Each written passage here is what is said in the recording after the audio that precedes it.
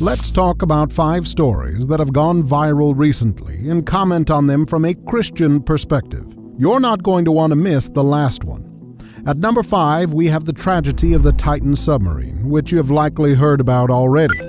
Some people, such as Titanic director James Cameron, knew exactly what had happened long before the public found out. It's just tragic, and it's horrific, and it's unnecessary. You know, there are acoustic networks around. Some are research, some are intelligence. We got confirmation within an hour that there had been a loud bang at the same time that that comms were lost. A loud bang on the hydrophones. Loss of transducer or transponder. Loss of comms. I knew what happened. Sub imploded. I sent emails to everybody I know. I said, we've lost some friends. The sub has imploded.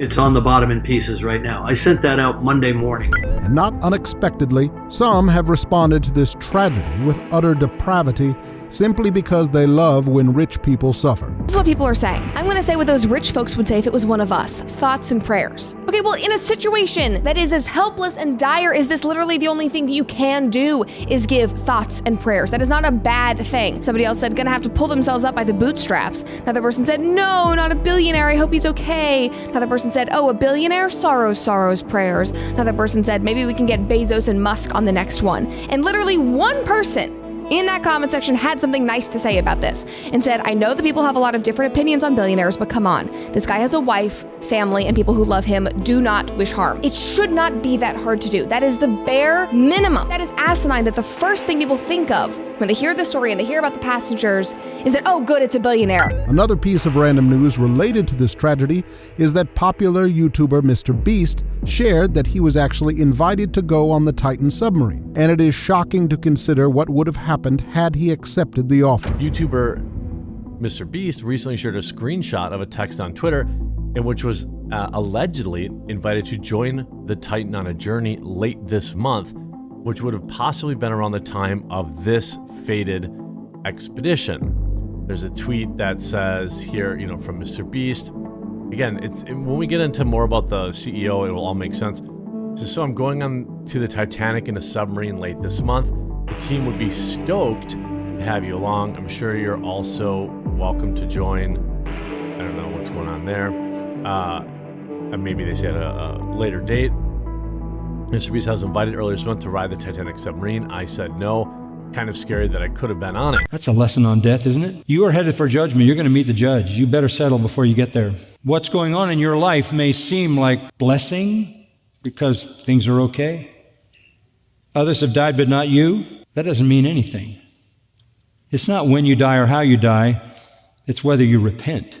At number 4, we have some ridiculous controversy surrounding a harmless kid show called Bluey. There's not just one, but 2 unbelievable things that people are saying about this show. First, some are saying that the show is not diverse enough. Back in 2021, there's a journalist named Beverly Wang wrote an article for ABC, which is the Australian broadcasting company in this case. And she applauded the show for being, as she says, tender, nuanced, and joyful. And yet at the same time, she criticized it for its lack of representation.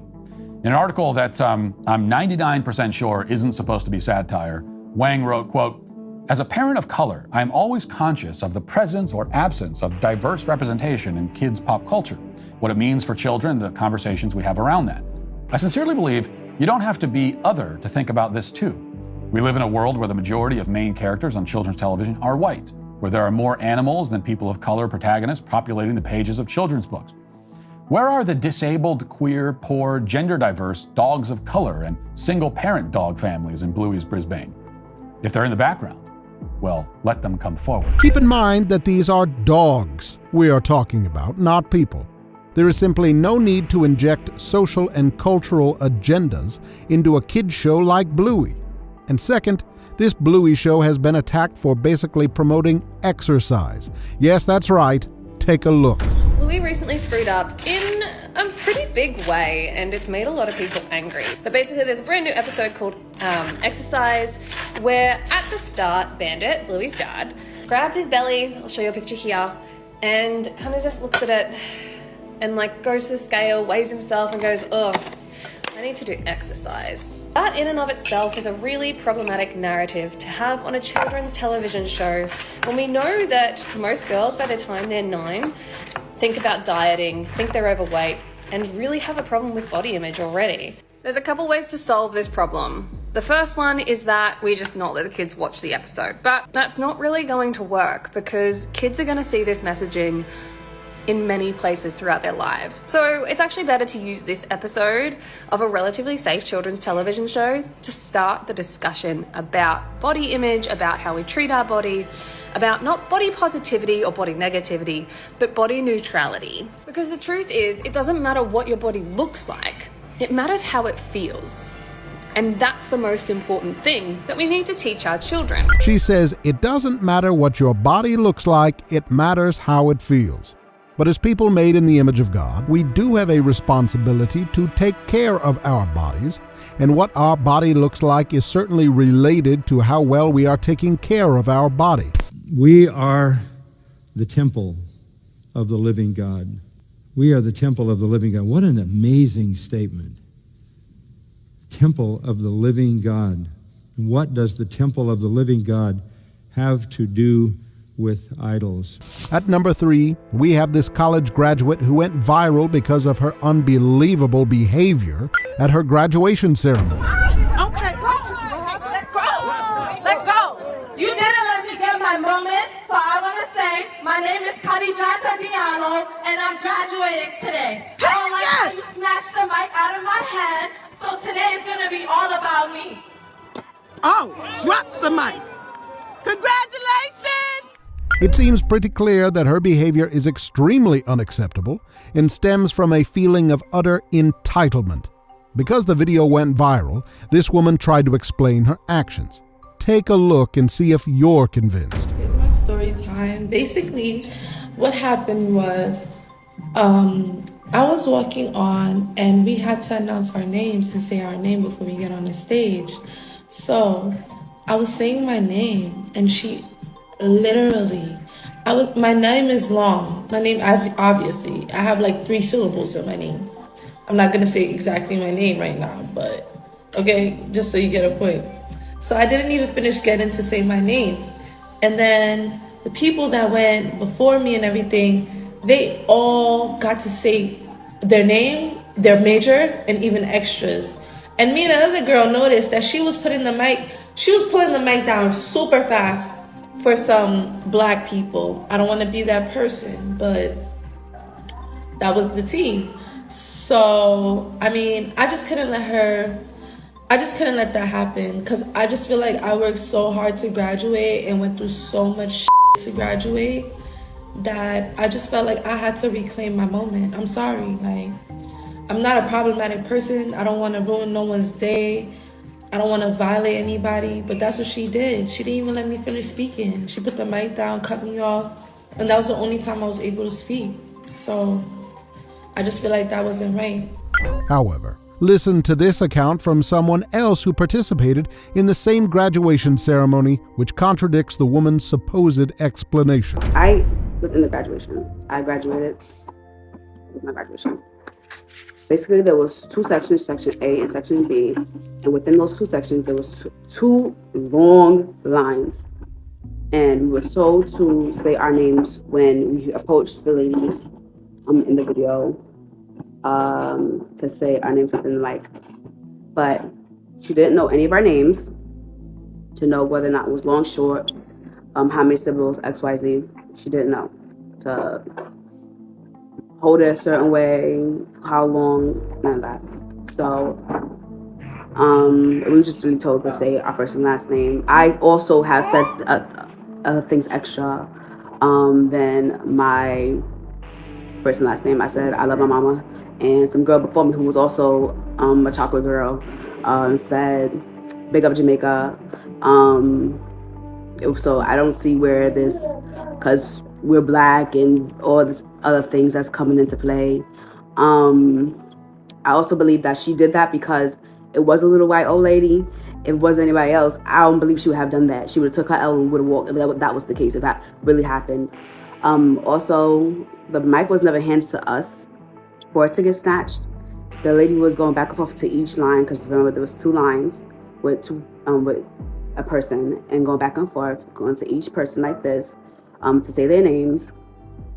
So it wasn't no pause for somebody to hold a mic to say their name. Clearly, there is an epidemic in our country of people who believe everything is about race and who believe they are entitled to certain things simply because of the color of their skin.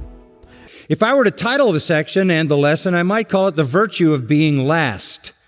The Virtue of Being Last. That title would seem offensive to the culture in which you and I live, because everybody wants to be first. Number one. That's the whole idea. Humility is not viewed as a virtue in our culture, and it wasn't viewed as a virtue in ancient pagan culture either. And it's not just a cultural issue. Humility is foreign to fallen DNA. Humility is alien to the human heart. The human heart, every fallen human heart is a relentless worshiper of itself. At number 2, we have the controversy concerning NBA player Ja Morant being suspended for recklessly waving around a firearm in videos that were uploaded on the internet, and how former NBA player Charles Barkley shocked many with what he said in response. Here's what Barkley had to say. We got some idiots, some fools on television that really just pissed me off, saying he didn't break any laws, he didn't do anything wrong. You can't do stupid stuff. That's the trade-off. You just an unlucky dude. No, man. You got to look in the mirror and say, yeah, you know what? Maybe I'm the problem. I'm a gun guy. But I don't understand why you're flashing it. I'm just sad, Ernie, because it's a bad look. I'm glad that Barkley had the courage to say what he did. There's a big difference between using firearms responsibly and waving them around irresponsibly.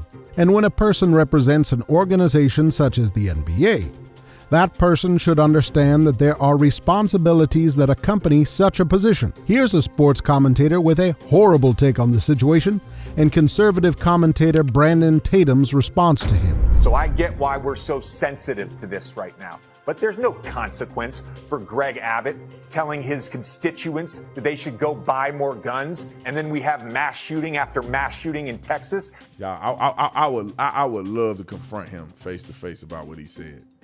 What did Greg Abbott got to do with Ja Morant waving a gun like an idiot, or having a gun in a strip club? Ja Morant waving a gun like he a thug and a gangbanger. Let me tell you this, gun violence in the inner city pertaining to character traits like Ja Morant is more pervasive than school shootings. If there is anything that burdens me, it is this idea. In our culture, in modern American Christianity, we will not tolerate biblical, theological, and spiritual maturity in men. Let me say that again. In modern American Christianity, we will not tolerate biblical, spiritual, theological maturity in men. We just can't have it. Nothing above mediocrity. At number 1, we have a soccer match between women from the United States professional soccer team and a team of older men from Wrexham. Here's what Heather O'Reilly, a member of the U.S. professional women's soccer team, said before the match. Messages, ready? This message is for Ryan Reynolds and Rob McElhenney. 1, you should be here right now with your squad. 2, your team about to go down in North Carolina. Let's go! Let's go! USA! USA! Here's what actually happened during this match.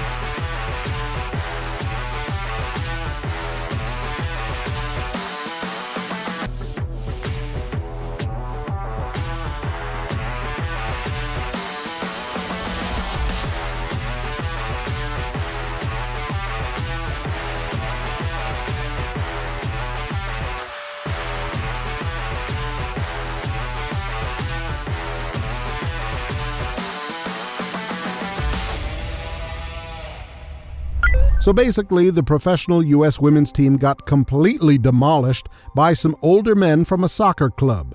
And this is what Heather O'Reilly said after this match. I love that you guys are here, that you're playing, that this is all women. Maybe not the scoreline you were wanting to see, but what's your perspective on what's happening right now? Yeah, listen, we're super proud. Like, we're so happy to be here at this event. Hopefully we've proven to anybody, like, just go for it. Just live, right? And, like, what's the worst thing that can happen? We lose 16-0 to Wrexham. We don't care because we're living, we're being bold, we're being brave, and we're having a lot of fun. Of course, it's good that Heather has a positive attitude. At the same time, the complete one-sidedness of this match demonstrates an enormous difference between men and women in athletic ability. Similarly, in 2017, the official United States professional women's soccer team lost a match against a team of 15-year-old boys. Finally, listen to this incredible exchange about how Serena Williams compares to men in tennis, and pay attention to the answer given by Riley Gaines. Well, I can say that, there's been this news article about men that think that they could beat Serena Williams in tennis, right? That they think that they could actually score a point on her. And it's just not the case. She is stronger than that. What's your experience, Ben?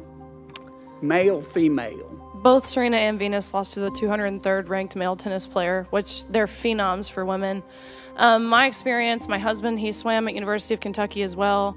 In terms of accolades and in terms of national ranking, I was a much better swimmer than him. He could kick my butt any day of the week without trying. The Olympics this year. The Olympics, I can remember having conversations with people during the last Olympics about the danger of the transgender movement and how we were losing our minds and how women's sports were going to eventually disappear because you would have biological males identifying as females competing in women's sports. It's not going to happen the other way around. And all of a sudden, women will disappear. And at the Olympics 4 years ago, I guess it was 5 years ago, the Olympics 5 years ago now, people were saying, that's ridiculous. You and I both know that would never happen. You're just being an alarmist. And a number of transgender athletes competed at the Olympics this year. How long before, some unscrupulous country like, North Korea says, you know what, at the 2024 games, we might not win any medals on the men's side, but we could take a bunch of them on the women's side. You're a woman, you're a woman, you're a woman, you're a woman, let's go. Ideas have consequences, and we're beginning to see those consequences. Thank you so much for watching. If you like these videos and want to help support this channel, the best way to do it is to just watch these videos until the end and click the subscribe button. Thank you so much for your support and encouragement.